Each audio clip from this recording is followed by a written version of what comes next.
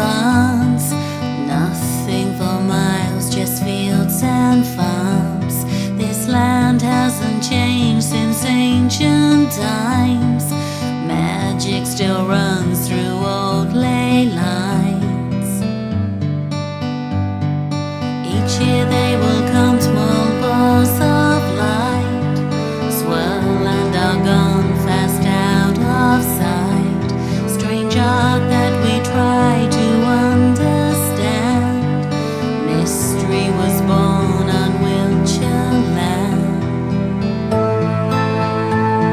Seep into our consciousness. Symbols also need as well. Just what are they telling us? Message from another world. Gauntlet to the horses, fakers. They can't match the circle makers. Yesteryear in crops of corn and rye, people grew scared, they wondered why. The devil had danced with cloven feet, leaving strange marks in fields of wheat. Seep into our consciousness. Symbols also need as well. Just what are they telling us? Message from another world.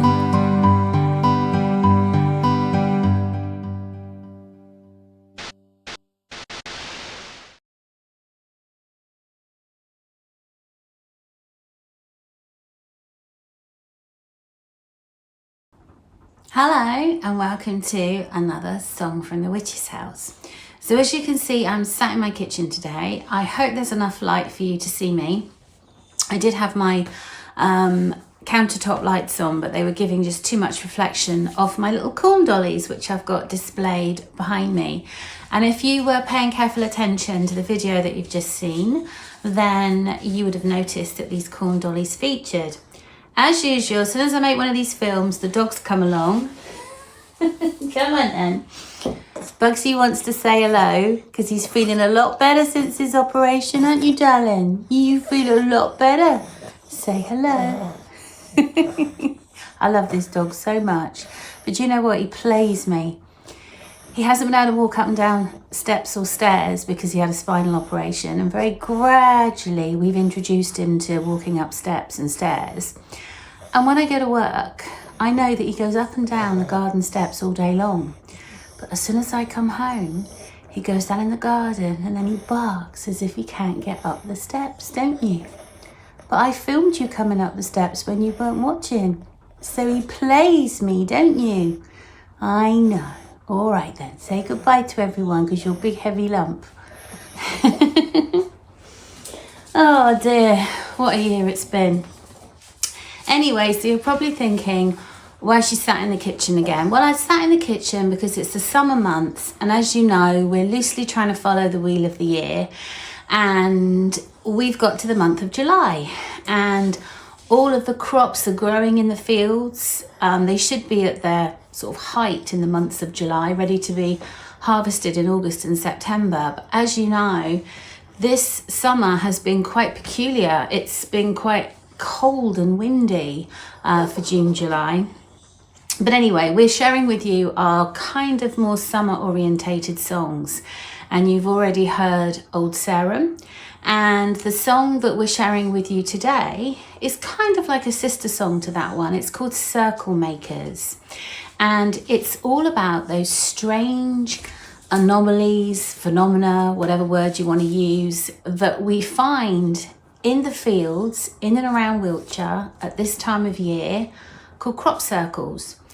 Crop circles is a little bit of a misnomer because they're not just circles, they're incredibly complex And over the years, there have been configurations that have been in all sorts of strange mathematical patterns. But we started off calling them crop circles, and it's kind of stuck. So I wrote this song called Circlemakers, and it was written back in 2015. Now, I should just say another couple of things as well. If you don't know what crop circles are, they're kind of like pictograms, to give them a more accurate term, because as I say, they don't just take the shape of circles, but they're just these strange pictures that appear in the fields when crops are obviously growing. And they appear in all sorts of different crops, you know, wheat, barley, rye, maize, loads and loads of different crops. And they've been appearing for many, many years. And I think they first came to notice in the 1990s. Now, I do know that it's not a phenomenon that is just peculiar to Wiltshire, and it's not even just peculiar to the United Kingdom. These strange crop circles appear in different countries all over the world. But I think the United Kingdom is quite prevalent for manifesting this phenomena. And although they appear in different counties, I have read that Wiltshire appears to be the epicentre for this kind of phenomenon. And I also read somewhere that they particularly seem to be prevalent around ancient monuments. And obviously we've got an awful lot of ancient monuments in Wiltshire. We've got Stonehenge, Avebury, West Kennet, Silbury Hill, just to name a few. And so yeah, this song was written basically to explore the crop circle phenomenon. And I wrote it in 2015. And what had happened was I'd taken my mum out for the day and we'd gone to Marlborough. And we often used to go and have lunch in this redundant church called St. Peter's. And there used to be a really nice craft shop there called Busy Bees. It's now gone, and so's the cafe, sadly. But we went there in its heyday. And I remember going there one day in 2015, and the church, as well as having the cafe, was also hosting an exhibition. And the exhibition was all about the history of crop circles. And I found it really fascinating. And they had produced a publication that went with the exhibition, and I bought it and I've kept it, and I will get David to show you some little inserts to show you what this exhibition was all about. And what was really fascinating was crop circles have been around for centuries. And the first one, I think, was discovered in the 15 or 1600s. And obviously back then, people had much more primitive ideas. And we're going back to the days where people like me would probably be drowned or burnt at the stake. But people were obviously very superstitious. And when they had seen these configurations in the fields, they put it down to the devil. And so I do make reference to that in the lyrics to Circlemakers. I talk about the devil dancing with cloven feet in fields of wheat, and I can't remember what rhyme I used. But so yeah, they've been around for hundreds of years. Now, I've been lucky enough to go and see several crop circles. One of the first ones that appeared in 1990, I remember reading about in one of the local papers, and I went to see that with some friends, and there were all sorts of weird and wonderful people there exploring them with their dowsing rods and their pendulums and everything and their magnets. And that one was like an elaborate key design. It was quite linear with little sort of avenues coming from it. But over the years, they have really developed to the point that now some of the crop circles are kind of like much more three-dimensional. They're almost pixelated, so you can only see them and appreciate them from above. Now, I do recall that back in the 1990s, I think it was, a couple of guys came forward and said that they were responsible for creating these crop circles. I think their names were Doug and Dave. I'll see if David can find some of the newspaper cuttings about them. And they basically claimed that they had been producing these pictograms, if you like, with planks of wood and a ball of string. Now, I don't doubt that they obviously did produce some quite crude pictograms in the fields, but I don't think that they could be responsible for some of the other much more elaborate formations that have appeared over the years. And I know that some people have chosen to study this at university level. And when I'd attended the exhibition in 2015, I went away and watched a few documentaries about it. And it really was quite fascinating, because some people claim to have seen balls of light over fields where these things have suddenly appeared. They say that they have analysed the crops taken from these phenomenon, and they have changed at a molecular level, and they couldn't reproduce that in a laboratory. So it really is a mystery. And I think we all need a bit of mystery in our life. What would the world be like if we didn't have any kind of wonderment from the many mysteries that surround us? So in my lyrics at the end, I say something like "message from another world." I'm not saying that I definitely believe that these crop circles are some kind of extraterrestrials trying to communicate with us. I'm basically just posing the question. But obviously with lyrics, you don't tend to use punctuation. But if I were to use punctuation in my lyrics, I would be saying "message from another world, question mark." Now, I do have a friend called Matt, who I saw a few months ago, and he is very well connected with various people in Wiltshire because he works with some ancient monuments. And he told me categorically that all of the crop circles are man-made.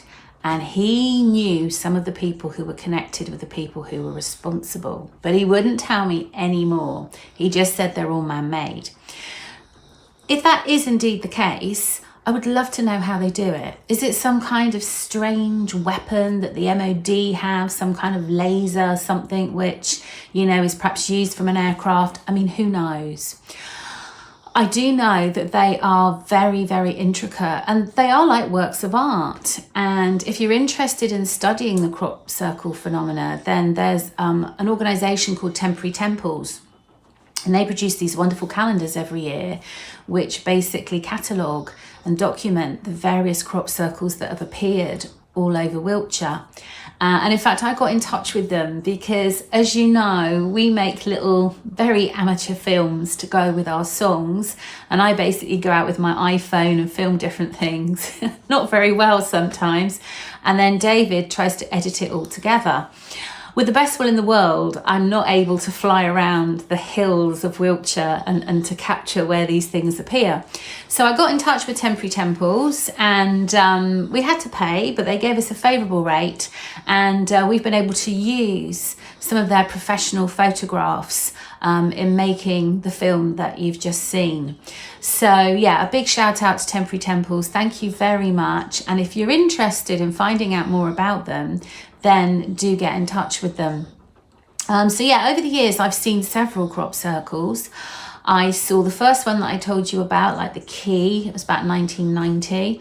About 20 or so, 25 years ago maybe, I was working at a solicitor's in Amesbury, and I'd read about a massive crop circle. It was so big that it got into all the daily papers, and this had appeared at Milk Hill at Alton Barnes.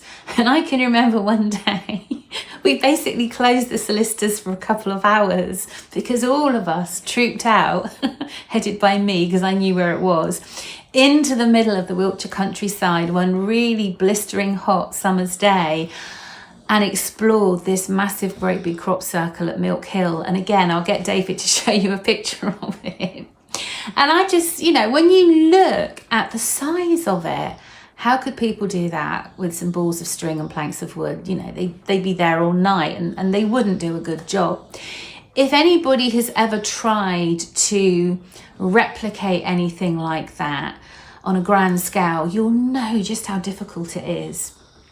Where I live, I used to be able to look out of the window and see a chalk figure in the hillside of a panda's face. It's long since eroded into the hillside, but I remember as a small child my father hoisting me up on his shoulders to look at this amazing panda, and there was a big hoo-ha about it because this big chalk face had just appeared overnight. And I think it might have been the year of the World Wildlife fund and they were doing something for the panda, but apparently it was put there by students who went up there. I think it was in the middle of winter, which makes it all the more curious because obviously the ground would have been really hard, and they produced this amazing panda, and I think there were loads of them. Well, the farmer was really unhappy about it, allegedly. He said it was put there by vandals and it can rot into the hillside. And over the years, many people had contacted him wanting to go up and redo the panda, and he always said no. Well, I can remember many years ago, a group of us, when we were at school, decided we were going to do the panda. And there was only about half a dozen of us. What we were thinking of, I don't know. But we went up there in the middle of the night with our shovels and our spades and our bags of chalk. And it took us about 3 hours to find it. And when we found it, we had enough chalk to do the left ear. So anybody who's tried to do anything on a grand scale, you'll know how difficult it is. So I don't think it's people with balls of string and planks of wood that are producing these crop circle phenomena, but they are, they're like works of art. They're amazing. And, you know, I would love to know the sort of mystery behind them. So this little song then was written after I'd been to this exhibition in 2015, and it was one of my mum's favourite songs because it's a nice gentle summer song. And when I was putting the video together, I travelled out to all those lovely places in North Wiltshire, went to Avebury, went to Alton Barnes, you know, looked at all the chalk white horse that they've got there. And I chose a really lovely summer morning, and the weather was actually quite nice that day for a change. And I was really blown away by just how beautiful the scenery is out there. And I hope I've captured it quite well, and that Dave has done a good job of putting it all together. So as I say, I'm sat in the kitchen. Behind me I've got the corn dollies, because obviously they are made from the crops which these phenomena appear in. And around my kitchen I've got quite a few things that remind you of the cereals that are grown in the summertime. Because it's summer, I've got my summer display of flowers on my wood burner. Most of those are artificial. I tend to buy artificial flowers in charity shops if they look quite real. So that I know there's some pieces of dried rye and wheat, etc. in those flowers. Now, I usually say a few words about what precious stones I'm wearing. I believe this film is going out in the month of July. July is the month for rubies, and rubies are said to help, I believe, with general circulation. So I've got quite a large Marquise cut ruby, but I think it's actually, although it's an 18 karat gold, I think that might be a synthetic one. But I have got some natural rubies on this hand, and yeah, just thought I'd throw that in to make it a bit more kind of topical. Anyway, as usual, please like and subscribe to our channel. If you want to buy any of the tracks, they're available on Bandcamp. At the very least, please leave us a comment. Let us know what you think. We're having a lot of fun making these films and kind of following the wheel of the year. And I can't wait to get to the autumn, because that's my favourite time of year. But anyway, thank you once again for coming to our channel. And until we meet again on the next moon, whether it be a full moon or a new moon, some witchy magic is coming your way.